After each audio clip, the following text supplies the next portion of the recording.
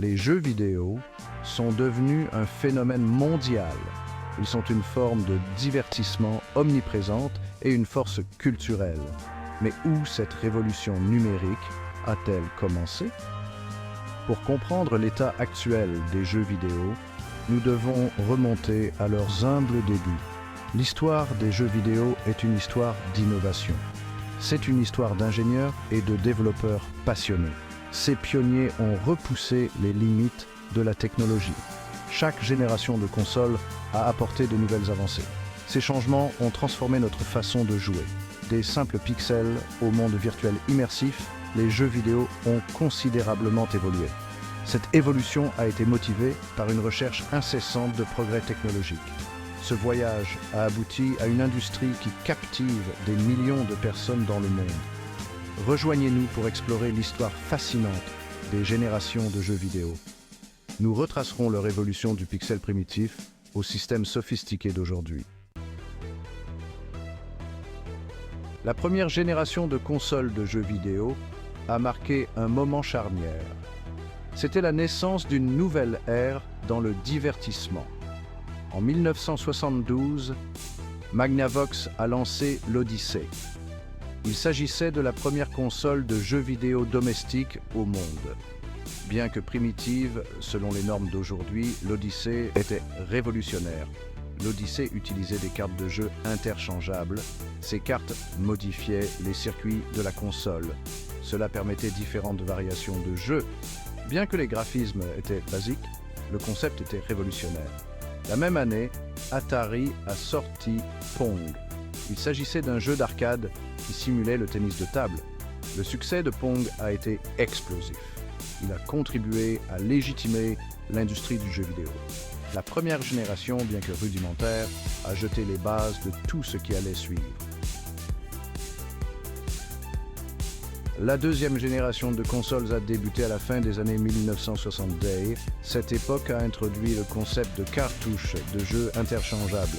Ces cartouches en contenaient le code du jeu, ce qui permettait une plus grande variété de jeux.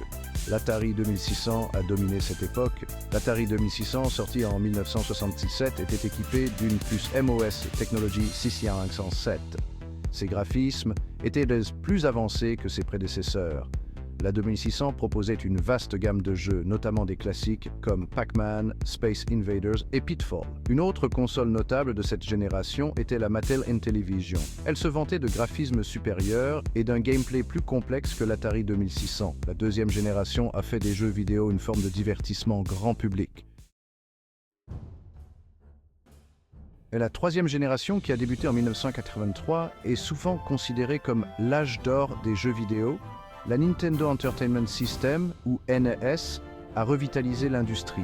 Cela faisait suite au crack du jeu vidéo de 1983. La NES était équipée d'un processeur 8 bits. Elle a introduit des franchises emblématiques, notamment Super Mario Bros, The Legend of Zelda et Metroid. La NES, à elle seule, a relancé le marché du jeu vidéo. Elle a ouvert la voie à l'avenir de l'industrie.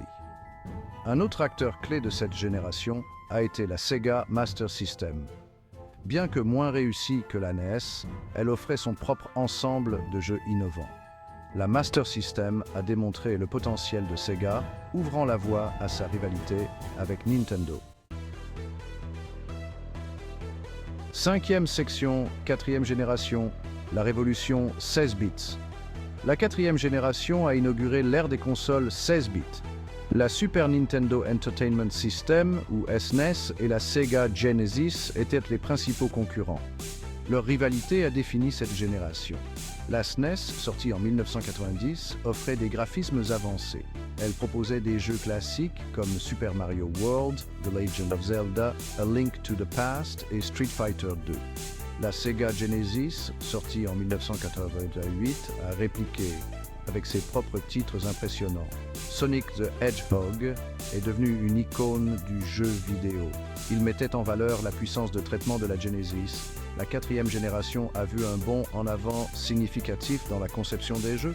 Cela était dû à un matériel plus puissant. Sixième section, cinquième génération, L'entrée dans la troisième dimension. La cinquième génération a marqué un tournant. C'est à ce moment que les graphiques en 3 dimensions sont devenus la norme. La PlayStation de Sony s'est imposée comme une force dominante. La PlayStation, sortie en 1994, utilisait la technologie CD-ROM. Cela a permis de créer des mondes de jeux plus vastes et un son plus riche. Des jeux comme Final Fantasy VII, Metal Gear Solid et Tekken ont démontré le potentiel du jeu en 3D. L'entrée de Nintendo, la Nintendo 64, est sortie en 1996. Elle présentait une conception de manette innovante. Elle a introduit des titres révolutionnaires. Parmi ceux-ci, on peut citer Super Mario 64 et The Legend of Zelda Ocarina of Time. La Sega Saturn, bien que technologiquement avancée, a eu du mal à rivaliser. 7e section, 6e génération, disques et diversification. La 6e génération, qui a débuté en 1998, a vu la domination continue de Sony. La PlayStation 2, sortie en 2000, est devenue la console la plus vendue de tous les temps. Elle était équipée d'un lecteur DVD. Cela a consolidé l'utilisation des supports optiques. Microsoft a fait son entrée sur le marché des consoles. La Xbox, sortie en 2001, offrait des jeux en ligne. Elle était dotée du service Xbox Live. La GameCube de Nintendo, sortie en 2001, s'est concentrée sur une conception de jeux innovante. Cette génération a été témoin d'une diversification des expériences de jeu. 8e section, 7e génération, la haute définition et le jeu en ligne. La 7e génération a débuté en 2005. Elle a inauguré l'ère du jeu en haute définition. La Xbox 360 de Microsoft, sortie en 2005, mettait l'accent sur le jeu en ligne. Elle était dotée du Xbox Live. La PlayStation 3 de Sony, sortie en 2006, offrait un matériel puissant. Elle a introduit le format Blu-ray Disc. La Wii de Nintendo, sortie en 2006, a révolutionné le jeu avec ses commandes de mouvement. Cette génération a vu le jeu en ligne devenir la norme. 9e section, 8e génération, l'innovation et au-delà. La 8e génération, qui a débuté en 2012, a poursuivi la tendance à l'innovation.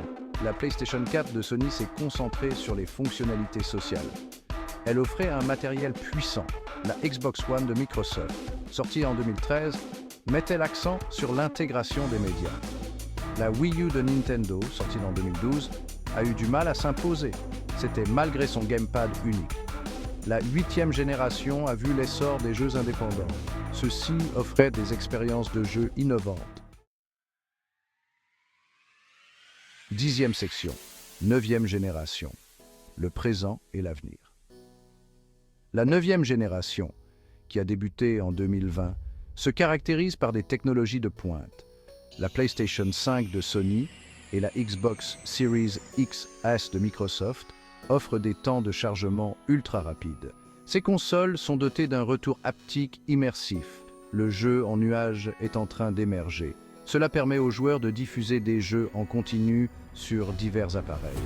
La 9e génération repousse les limites de ce que les jeux vidéo peuvent accomplir. 11e section, conclusion, un héritage d'innovation. L'histoire des générations de jeux vidéo est un témoignage de l'innovation. Des humbles débuts de l'Odyssée aux merveilles technologiques d'aujourd'hui, chaque génération a repoussé les limites du divertissement. Alors que la technologie continue de progresser, nous ne pouvons qu'imaginer ce que l'avenir réserve aux jeux vidéo. Une chose est certaine, le voyage est loin d'être terminé. La quête d'innovation continuera de faire progresser l'industrie. Elle captivera les générations à venir.